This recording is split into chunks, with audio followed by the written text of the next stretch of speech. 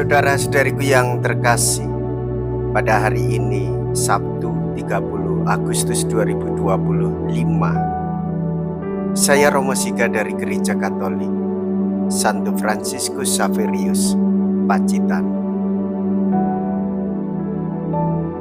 Dalam nama Bapa dan Putra dan Roh Kudus, amin. Kita tahu bahwa kita wajib saling menaruh cinta kasih. Kita tahu pula bahwa setiap orang mengharapkan dihormati dan dihargai, menggunakan bakat dan harta milik bagi sesama secara tulus, setiap hari menjadikan cinta kasih persaudaraan itu menjadi nyata. Selain itu, tak usahlah kita membandingkan diri kita dengan sesama. Mereka mempunyai bakat-bakat, kita juga. Masing-masing hendaknya menggunakan 100% penuh. Bukankah itu arti perumpamaan tentang talenta? Karena engkau setia memikul tanggung jawab dalam perkara kecil, masuklah ke dalam kebahagiaan Tuhan.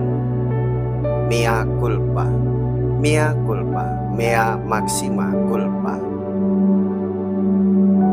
Saya berdosa, saya berdosa, saya sungguh berdosa.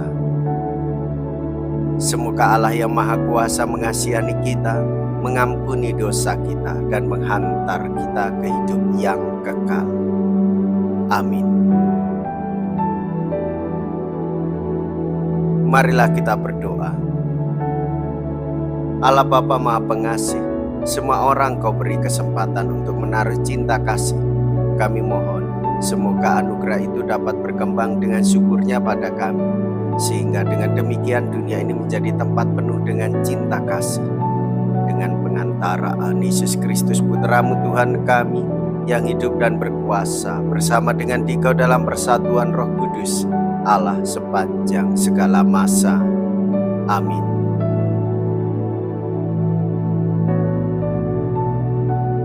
Tuhan bersamamu dan bersama rohmu.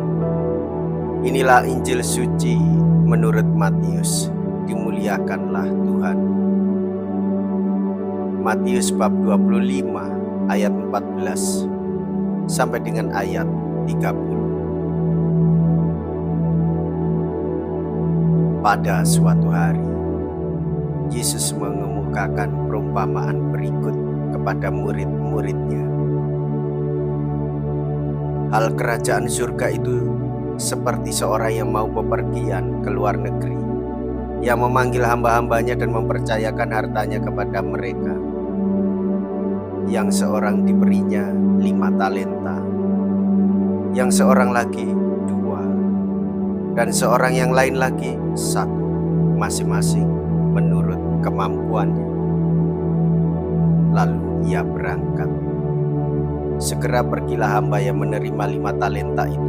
Ia menjalankan uang itu dan memperoleh laba 5 talenta. Hamba yang menerima 2 talenta pun berbuat demikian dan mendapat laba 2 talenta. Tetapi hamba yang menerima 1 talenta itu pergi dan menggali lubang di tanah, lalu menyembunyikan uang tuannya. Lama kemudian pulanglah tuan hamba-hamba itu, lalu mengadakan perhitungan dengan mereka. Hamba yang menerima 5 talenta datang dan membawa laba 5 talenta.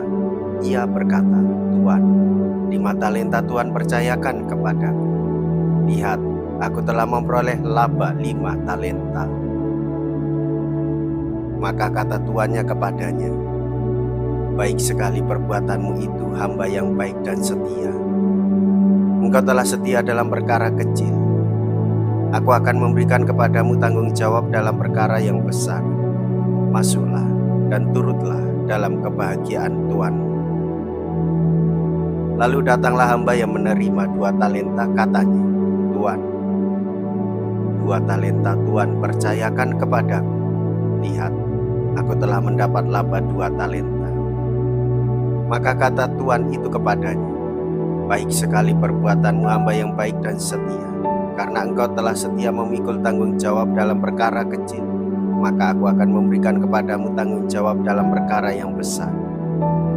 Masuklah dan turutlah dalam kebahagiaan Tuhan."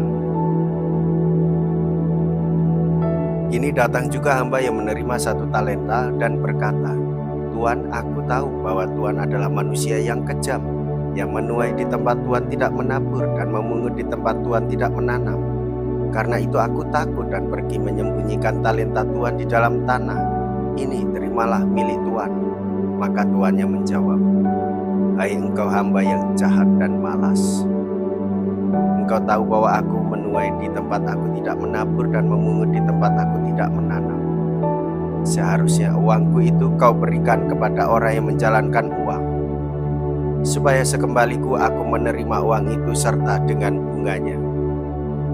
Sebab itu ambillah talenta itu daripadanya dan berikanlah kepada orang yang mempunyai 10 talenta itu. Karena setiap orang yang mempunyai akan diberi sampai ia berkelimpahan. Tetapi siapa yang tidak punya, apapun yang ada padanya akan diambil. Dan buanglah hamba yang tidak berguna itu ke dalam kegelapan yang paling gelap. Di sana akan ada ratap dan kertak gigi. Demikianlah sabda Tuhan. Terpujilah Kristus.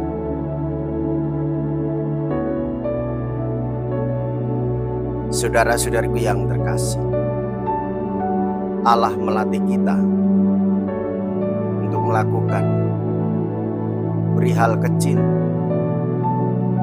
supaya kita bertanggung jawab untuk melakukan pekerjaan yang sangat sederhana, untuk membentuk kesetiaan dan menumbuhkan iman kita. Buah dari usaha melakukan hal-hal kecil ialah kita akan merasakan betapa hidup dengan bekerja akan membahagiakan jiwa dan menguatkan raga, serta ikut ambil bagian dengan kebahagiaan Tuhan kita. Harapan selalu ada, mulai dari hal yang kecil sampai tanggung jawab yang besar. Saudara-saudariku yang terkasih, jika kita sudah mampu melakukan pekerjaan kecil, sederhana, dan menyelesaikannya, kita telah mempertanggungjawabkan apa yang sudah kita terima. Dan inilah cara kita mengungkapkan syukur kepada Tuhan. Semoga ini menjadi inspirasi bagi kita untuk mewartakan kepada sesama. Marilah kita berdoa. Allah Bapa Maha Pengasih, kami menerima bakat agar kami gunakan untuk memperoleh kedamaian. Berkenanlah membantu kami dengan perantaraan Roh Kudus agar kami dapat melaksanakan semuanya itu dan menjadi orang yang berkenan di hati-Mu dengan pengantaraan Kristus Tuhan kami. Amin. Tuhan beserta kita sekarang dan selama-lamanya. Semoga Allah yang Maha Kuasa memberkati saudara sekalian, Bapa dan Putra dan Roh Kudus.